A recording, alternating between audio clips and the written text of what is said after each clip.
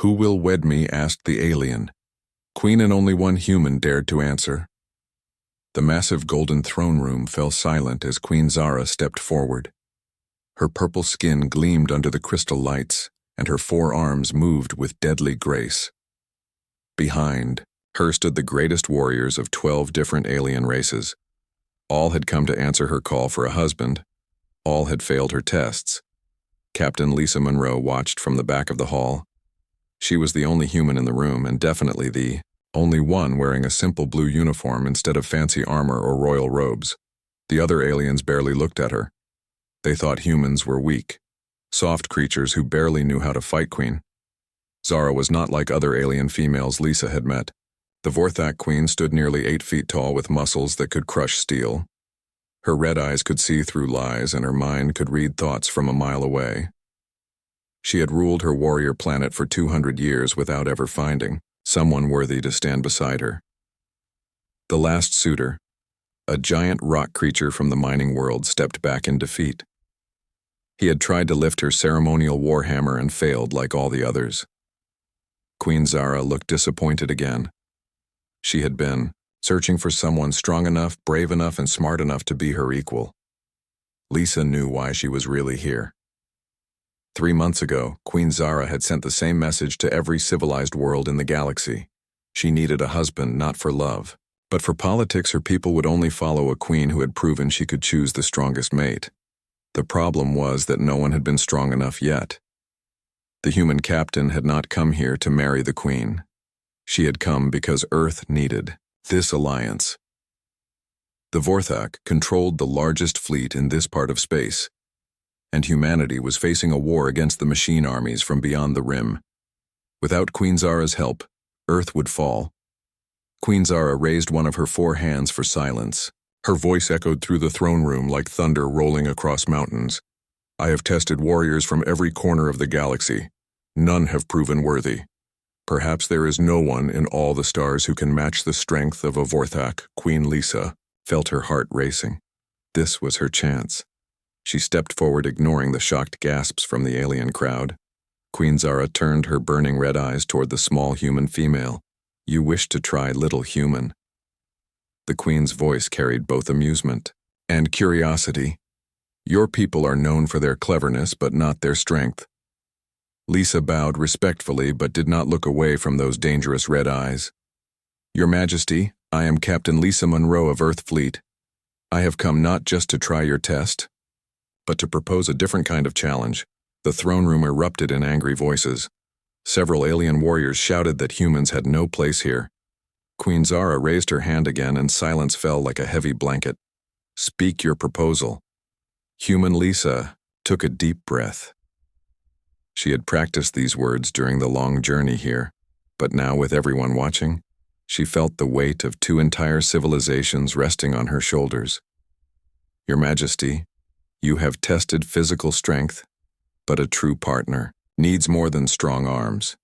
They need wisdom, courage, and the ability to think under pressure. I challenge you to test my mind as well as my body, Queen." Zara's 4 arms crossed over her chest. Her red eyes narrowed with interest. No suitor had ever asked for a different test before. They all wanted to prove their strength in the traditional way. "What kind of test do you propose?" Lisa pointed to the great warhammer that had defeated every other challenger. "I will lift your hammer if I can.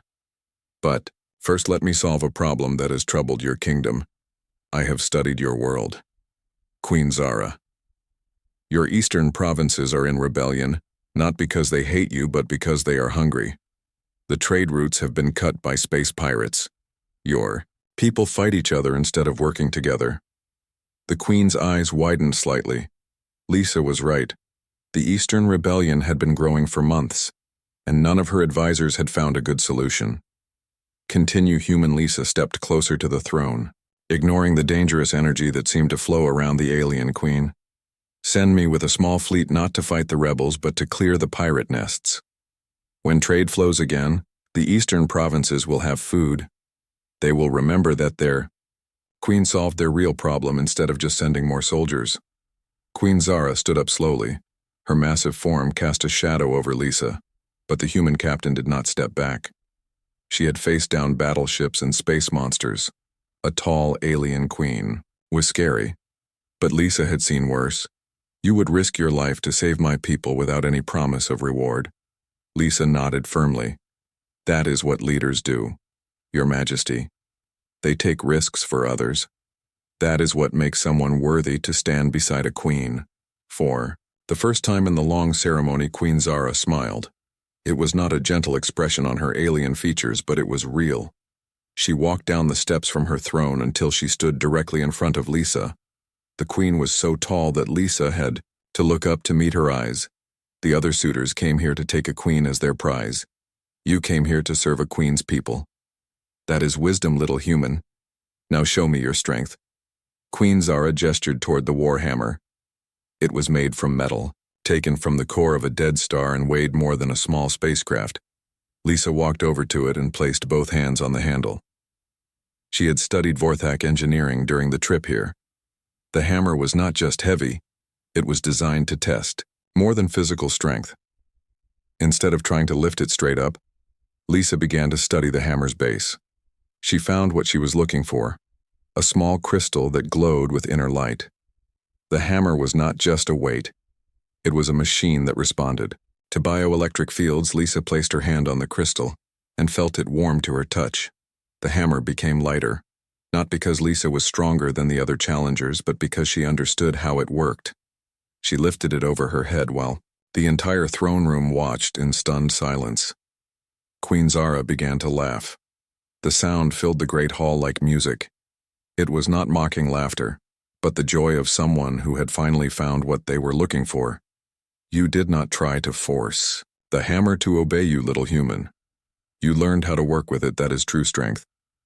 Lisa set the hammer down carefully and looked up at the towering alien queen. Your Majesty, I did not come here to win a contest. I came here because Earth needs allies, and you need someone who will put your people's needs first. If that makes me worthy, then I accept whatever decision you make. Queen Zara knelt down so that her red eyes were level with Lisa's. The alien queen's voice became softer, though. Everyone in the throne room could still hear every word. Captain Lisa Monroe of Earth, you have shown wisdom, strength, and courage. You alone understood that a queen's consort must be a partner, not a conquest. I choose you.